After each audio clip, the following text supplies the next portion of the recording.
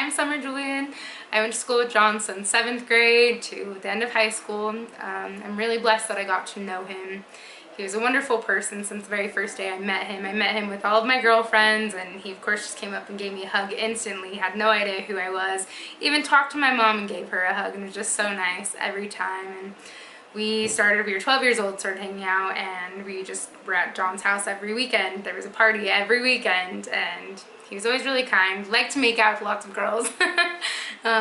He always had a smile on his face. It was never a bad day with John. I never saw him have a bad day, which is really wonderful. I met Andy Wong through him, which was one of my first long-time boyfriends, and he was always really supportive of us. And a few years later, Andy died, and John was one of the first people to come and, you know, just make me feel loved and remind me that I'll always have Andy. And then we graduated high school, and John started going to school, and he's always just been a genius. He was always so smart since the first day I met him. He's always in like the AP classes, or not even AP, but like the honors classes. Just too smart for his own good. And he would always try to, you know, invite me to things and get me to talk about stuff. And we would fight on Facebook sometimes about like different things that we thought and debates. And then we talked about addiction because of my cousin who's on heroin. We talked about, you know, Trump. We talked about anything. And we probably talked once a month before he passed. And I'm really going to miss that kid and who he was and what he represented and just all the love and peace he had. The last time I saw him in person was his graduation party from the U, and it had been like 2 or 3 years since I saw him, and he just smiled. He was so happy that I was there, and I was like, I would not miss that for the world, you know.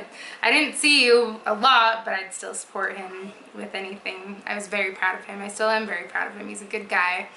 One of my favorite memories of him is when I was in 7th or 8th grade, and me and my friend Lindsay were walking home, and he pulled up in his van with his mom, and he's like, guys, my puppy's about to give birth. Do you want to come help? And we're like, oh my gosh, yes. So me, Lindsay, Bonnie, and John were here in the basement, and his little pug was giving birth, and I just remember that. And there's a picture that Bonnie has of me holding one of these dogs, and it was just one of my favorite memories because he was so excited, and we got to bring him this life, and it was just an amazing moment that was really intimate with just him, you know. And I just wish that kid, I could still talk to him because he always brought a different light, always positive. And I mean, I'm a positive person, but that kid's a step above, just too wonderful. And he really changed the world, and I'm so glad I got to know him. I'm glad I was touched by the person that he is on the inside, and I'm glad to feel that love for him because it was amazing. You just knew John loved you no matter what, and I still do. And even though it's been about a month since he passed, I think about him every day. And I'm hoping he found Andy wherever they are and they can reconnect in there. And I know John's here. I know he's looking out. And I kind of live every day trying to be more like John. Try to think of better ways to better the world. And I'm glad I got to know him. And that's it. I don't know what else to say.